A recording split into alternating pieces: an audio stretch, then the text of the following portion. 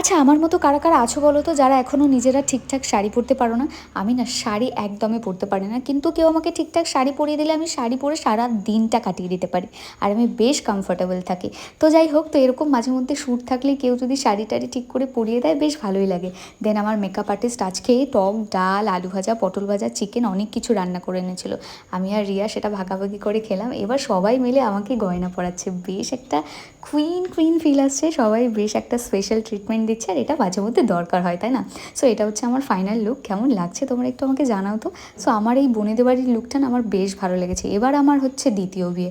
যাই হোক, সো এবারে আর কোনো ছেলেকে বিয়ে করিনি, ছেলেদের থেকে মন উঠে গেছে, তাই আমি মেয়েদের সাথেই এখন বিয়ে করছি।